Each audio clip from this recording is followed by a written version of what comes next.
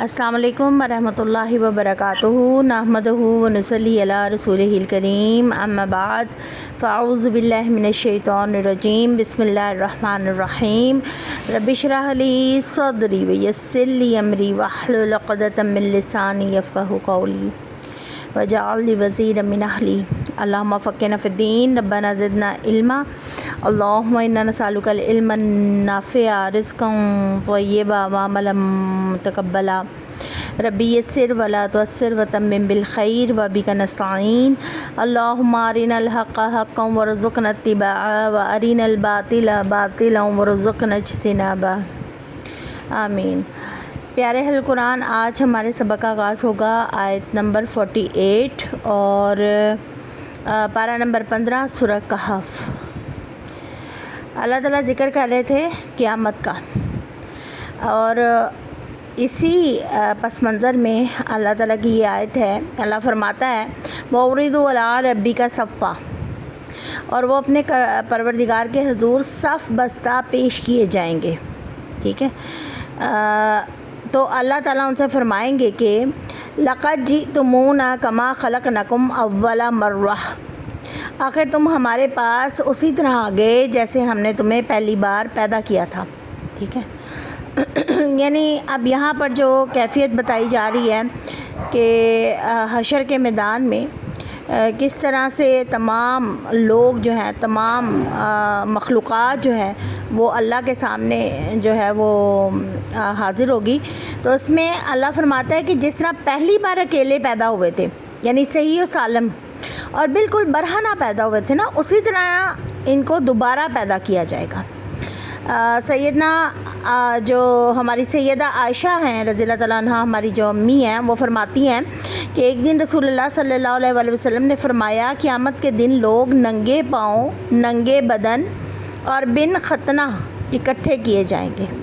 तो मैंने अर्ज़ किया या रसूलुल्लाह सल्लल्लाहु अलैहि वसल्लम, इस तरह तो मर्द और औरतें एक दूसरे को देखेंगे। तो आपने फरमाया वो वक्त इतना सख्त होगा कि इन बातों की किसी को होश ही नहीं होगी। ये बुखारी की हदीस है। तो अल्लाह ताला उस दिन जो है वो हम पर रहम और करम करे। और एक और हदीस का मुख्तसर से जो अल्फाज है मैं आपके सामने रखती हूँ। मफ़हूम है कि उस दिन हर इंसान अपने पसीने में डूबा होगा, यानी जितने उसने गुनाह किए होंगे ना, उतना ही उसका पसीना ज़्यादा होगा। कुछ लोगों के पसीने से उनके पाँव सिर्फ़ गीले हो रहे होंगे, कुछ लोग जो हैं वो पूरे आधे धड़ तक डूबे होंगे, और कई अपने सर से भी ऊपर, यानी उनका पसीना उनके गुनाहों की सूरत में उनके साथ होगा। ठीक है, तो अल्लाह ताला हमें क़यामत की सख्तियों से बचाए। फिर अल्लाह ताला फरमाता है इसी आयत में आगे अल्लाह ताला बल ज़अमतुम अल्लन नजअल लकुम मौईदा, कि बल्कि तुम तो ये समझ बैठे थे कि हमने तुम्हारे लिए कोई वादे का वक्त जो है वो मुकर्रर ही नहीं किया है। यानी उस वक्त आखिरत में ये बात जो है मुनकरों से कही जाएगी कि जिस बात का तुम इनकार कर रहे थे, क्या अब वो हकीकत बनकर जो है सामने तुम्हारे नहीं आ गई। यानी ये कुरैशी मक्का भी आखिरत से इनकार करते थे, और उनका ये नज़रिया था कि मुसलमान एक बार जब इंसान मर जाए तो फिर वो दोबारा कैसे ज़िंदा होगा। तो इसी तरह से जो तमाम यानी कि आप देखें तो दुनिया के इंसान जो है उनमें से सवाए अहले किताब के और किसी का ये क़यामत पर अक़ीदा मज़बूत नहीं है। ठीक है, और उसमें भी आप देखें कि जो मुसलमान अपने रब को भुला बैठते हैं, उस मुलाकात को भुला देते हैं, तो वो गुनाहों में बड़े धड़ल्ले से और बड़ी दलेरी से जो है मुलव्वस होते चले जाते हैं कि उनको इस चीज़ का अंदाज़ा ही नहीं होता कि उन्होंने अपने रब के सामने भी जवाब दे होना है। ठीक है, तो अल्लाह ताला ऐसी बेखबरी से मुझे और आपको बचाए। फिर अल्लाह ताला आगे फरमाता है कि वुदिअल किताब फतरल मुजरिमीन मुशफ़िक़ीन मिम्मा फ़ीहा, और नामा अमाल हर एक के सामने जो है वो रख दिया जाएगा। तो आप देखेंगे मुजरिमों को कि वो नामा अमाल के अंदर जो कुछ दर्ज है ना, उससे डर रहे होंगे, और क्या कह रहे होंगे, वयक़ूलूना या वैलतना माली हाज़िल किताबी ला युग़ादिरु सग़ीरा, कि हाय ये कैसी बदबख्त किताब, यानी हमारी बदबख्ती है कि इस किताब ने तो कोई छोटी सी भी बात नहीं छोड़ी है। نہ کوئی بڑی بات چھوڑی ہے، بلکہ ساری کی ساری باتیں جو ہے نا ان کو ریکارڈ کر لیا، اور جو کام وہ کیا کرتے تھے سب اس وقت اس میں موجود پائیں گے۔ اب یہ جو کتاب ہے یہ نامہ اعمال ہے انسان کا۔ پھر اللہ تعالیٰ آگے فرماتا ہے کہ اور آپ کا پروردگار جو ہے ولا یظلم ربک احد، کہ کسی پر بھی ذرہ بھر بھی ظلم نہیں کرے گا۔ اب یہ بات جو بتائی جا رہی ہے کہ اعمال نامہ جو ہے اس میں ہر چیز بغیر کسی کمی بیشی کے اس میں درج ہوگی۔ نہ تو یہ ہوگا کہ ایک جرم کی سزا دوسرے کو دی جائے گی، اور نہ یہ کہ کسی کا جرم جو ہے وہ کم ہوگا اور اسے سزا دے دی جائے گی، نہ یہ کہ کسی بے گناہ کوئی پکڑ لیا جائے گا۔ یعنی ظلم کی کوئی قسم وہاں پر روا نہیں رکھی جائے گی۔ اعمال نامے میں جو کچھ فرشتوں نے درج کیا ہوگا بالکل اس کے مطابق انہیں بدلہ دیا جائے گا۔ اچھا، یہ بھی آپ کو اور مجھے پتہ ہے نا کہ ہم لوگ حدیث سے پتہ چلتا ہے کہ ہمارے اور قرآن میں بھی ہم نے اس چیز کو پڑھا ہے کہ نامہ اعمال لکھنے والے فرشتے جو ہیں وہ دائنے اور بائنے کندھے پر موجود ہیں، کرامن کاتبین۔ تو وہ ہر انسان کی ہر نیکی اور بدی جو ہے وہ لکھتے چلے جاتے ہیں، اور بدی جو ہے وہ اس کو لکھا جاتا ہے اور اس وقت مٹا دیا جاتا ہے جب انسان اللہ سے توبہ کرتا ہے، استغفار کرتا ہے اور دوبارہ غلطی کا نہ کرنے کا ارادہ کرتا ہے۔ ٹھیک ہے، تو اس سے ہمیں یہ بھی پتہ چلتا ہے کہ مجھے اور آپ کو جو چاہتا ہے نا، یہ حدیث کا بھی الفاظ ہے کہ جو چاہتا ہے کہ وہ اپنا نامہ اعمال دیکھ کے خوش ہو تو اس کے لیے کثرت استغفار کرے۔ ٹھیک ہے، اور یاد رکھیں کہ یہ استغفار جو ہے کہ ہر لمحے آپ کا ساتھ دے گا، آپ کو آزمائشوں سے نکالے گا، نہ صرف دنیا کی بلکہ آخرت کی بھی۔ اور اس کے ساتھ ساتھ یاد رکھیں کہ صرف اگر کسی کا کوئی حق مارا گیا، کسی کا مال کھایا گیا تو وہ تب تک معافی نہیں ہوگی جب تک اس کو اس کی کمپنسیشن جو ہے نا وہ دے دی نہ جائے۔ ٹھیک ہے، تو اس معاملے میں ذرا احتیاط کرنی ہے، اور باقی اپنے رب سے استغفار کرتے چلے جانا ہے۔ وہ اس کی بڑی شان ہے، وہ اپنے بندے کے تمام گناہوں کو معاف کرنے پر قادر ہے، اور اللہ سے گمان بھی یہی رکھنا چاہیے کہ اللہ تعالیٰ ہمیں ہدایت پر چلائے اور ہر قسم کے جو گناہ ہیں ان سے اللہ تعالیٰ ہمیں بچاتے ہوئے صراط مستقیم پر اپنی رحمت سے چلا دے۔ اگلی آیت جو ہے اس میں ذکر آ رہا ہے دوبارہ سے آدم علیہ السلام کا اور ابلیس کا۔ وَإِذْ قُلْنَا لِلْمَلَائِكَةِ اسْجُدُوا لِآدَمَ فَسَجَدُوا إِلَّا إِبْلِيسَ کہ اور وہ واقعہ یاد کرو جب ہم نے فرشتوں سے کہا کہ آدم علیہ السلام کو سجدہ کرو تو ابلیس کے سوا سب نے اسے سجدہ کیا۔ وہ جنوں میں سے تھا اس لیے اپنے پروردگار کے حکم سے سرتابی کی۔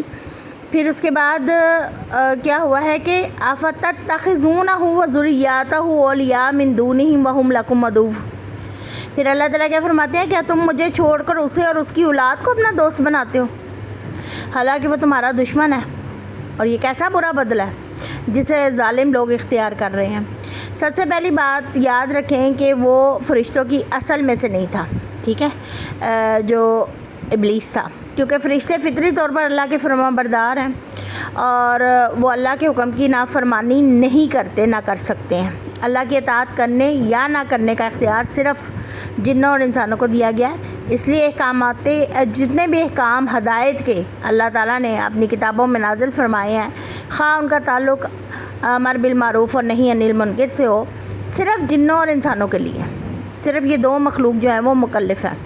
ابلیس چونکہ جنوں کی نسل سے تعلق رکھتا اور اللہ کا حکم ماننے یا نہ ماننے کا اختیار رکھتا تھا، لہذا اس نے اپنے اختیار کو غلط طور پہ استعمال کیا اور اللہ کا حکم تسلیم کرنے سے انکار کر دیا۔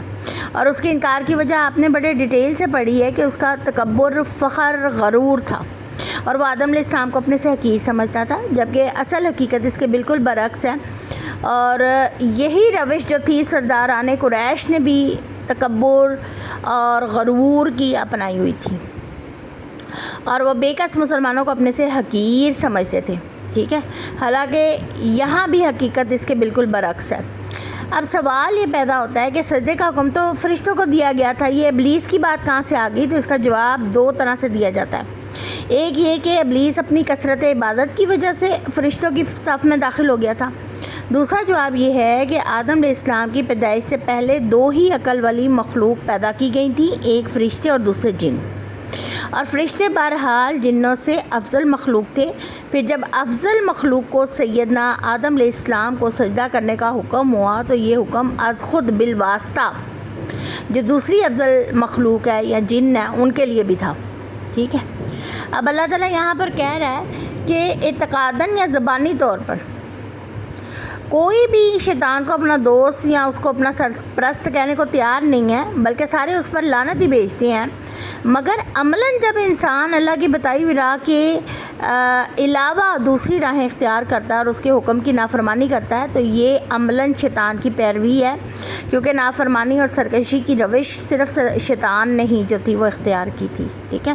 تو اس کا مطلب یہ ہے کہ جو شیطان کو دوست بنانا، جب اللہ کے حکموں سے انکار کر دینا اور شیطان کو اپنا دوست بنا لینا، کس طرح؟ اللہ کی نافرمانی کرتے ہوئے، ٹھیک ہے۔ پھر اللہ تعالیٰ جو یہ بات کہہ رہے ہیں نا کہ یہ ایک ایسا برا بدلہ ہے جسے ظالم لوگ اختیار کرتے ہیں، یعنی ظالموں سے مراد شیطان یا ابلیس یا ان کے مطیع فرما بردار اور جو ان کے چیلے ہیں یا جو ان کے راستے پر چلتے ہیں۔ اور اس جملے کے بھی دو مطلب ہو سکتے ہیں۔ ایک یہ کہ انسان کو چاہیے تھا کہ اپنے پروردگار کی اطاعت کرتے، مگر ان ظالموں نے اس کے عوض اپنے ازلی دشمن کی پیروی اختیار کی، یعنی شیطان کی۔ اور دوسرا اس جملے کا مطلب یہ بھی ہو سکتا ہے کہ ان ظالموں کو بہت برا بدلہ ملنے والا ہے۔